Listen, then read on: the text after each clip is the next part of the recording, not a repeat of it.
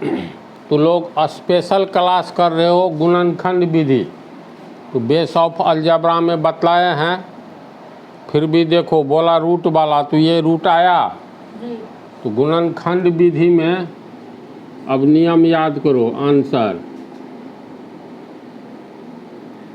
X square minus root 3x, ये x root से बाहर है, -6 बराबर 0। तो बोले हैं शुरू वाला अंत वाला को गुना कर दो, शुरू वाला ये अंत वाला ये, 3 पद का गुणनखंड है। तो ये प्लस एक्स स्क्वायर है और ये -6 है, तो दोनों को गुना करेंगे तो कितना होगा? प्लस माइनस माइनस, 6 को एक्स स्क्वायर से गुना करेंगे 6x स्क्वायर। तो देखते जो हम यहाँ बना रहे हैं, यहाँ समझाएंगे। X square minus root 3x -6 बराबर 0। तो पहली पंक्ति में पहला पद उतार दो, क्योंकि इक्वेशन है, जब ये बराबर का प्रयोग हुआ तो इक्वेशन हो जाता है। तो पहला पद को उतार देंगे, अंतिम पद को उतार देंगे, बराबर 6। तो पहला पद अंतिम पद को गुना किए, ये यहाँ लिखा हुआ है, देखो पहला पद अंतिम पद को चिन्ह सहित गुना करेंगे तो प्लस माइनस माइनस और 6x स्क्वायर होगा। इसके बाद जो है अगली पंक्ति में एक्स स्क्वायर पहला पद उतार दिए, अंतिम पद उतारे, -6 बराबर 0, बीच में 2 बक्सा बनाओ। समझ गया? अभी दोनों बक्सा में जो लिखेंगे उसको गुना करके ये नीचे वाला आना चाहिए। नीचे वाला का अर्थ हुआ कि शुरू वाला अंत वाला को गुना किए, तो ये रिजल्ट दोनों में जो भी लिखेंगे गुना करके ये नीचे वाला आना चाहिए। नीचे वाला शुरू वाला अंत वाला का गुणनफल है। इसके बाद ये दोनों को जोड़ेंगे तो बीच वाला -√3x आना चाहिए। समझ गया? तो इसमें क्या लिखेंगे ताकि गुना करके इतना आए? तो अंत में देखो एक्स स्क्वायर है, तो इसका मतलब एक ठो x यहाँ देंगे, एक ठो x यहाँ देंगे, दोनों बक्सा में 1 1 2, तो x को गुना करेंगे तो एक्स स्क्वायर आ गया। और सिर्फ रूट वाला में याद रखना, रूट सहित वेरिएबल को उतार देना है। कहने का अर्थ रूट नहीं रहता, 3x रहता तो 3 को नहीं उतारते, लेकिन रूट वाला में रूट सहित उतार देना है दोनों बक्सा में, यानी √3x √3x।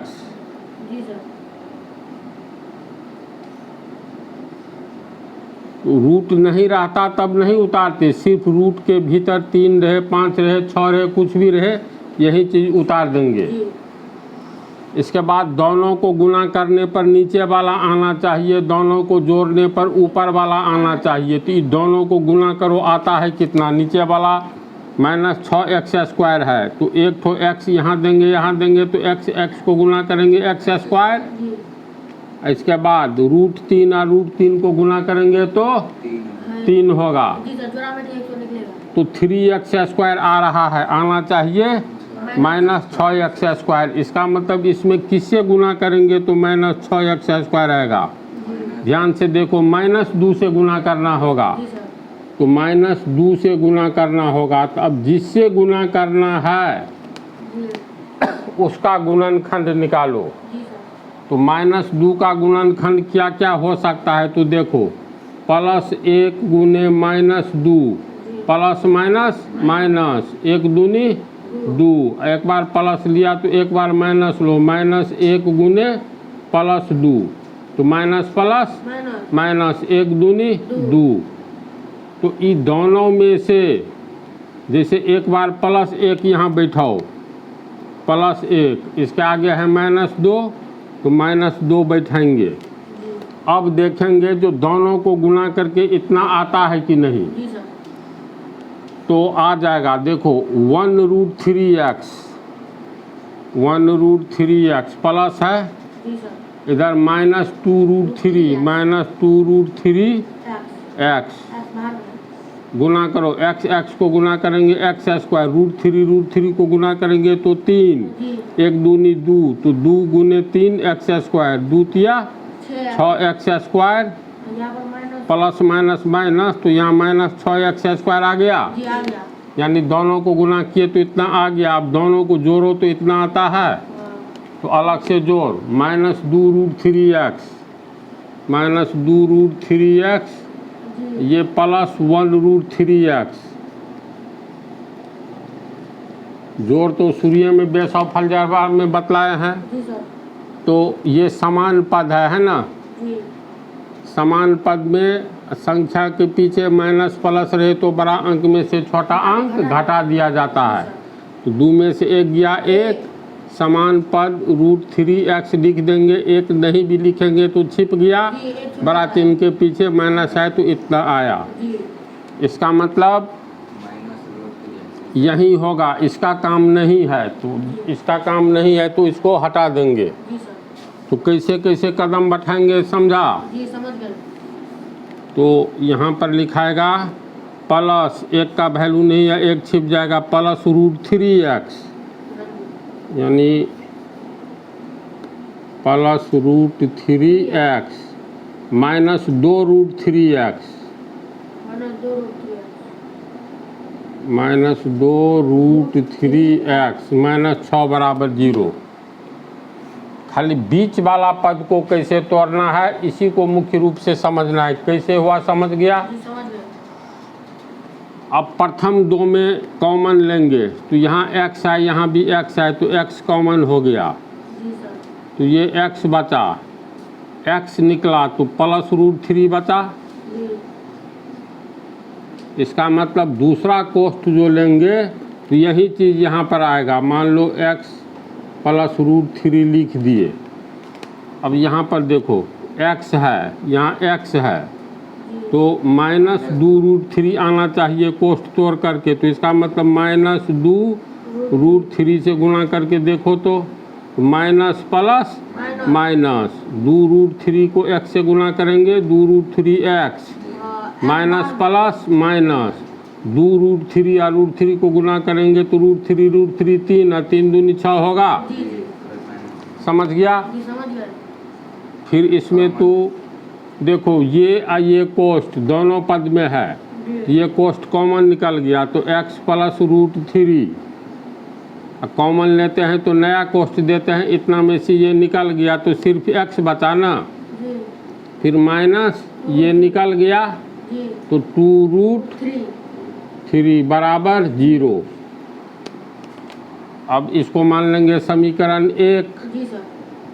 अब समीकरण 1 को हल करेंगे तो लिखेंगे समीकरण 1 को हल करने पर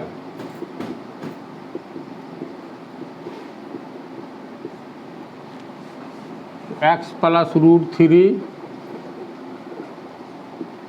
इंटू x -2√3 बराबर 0।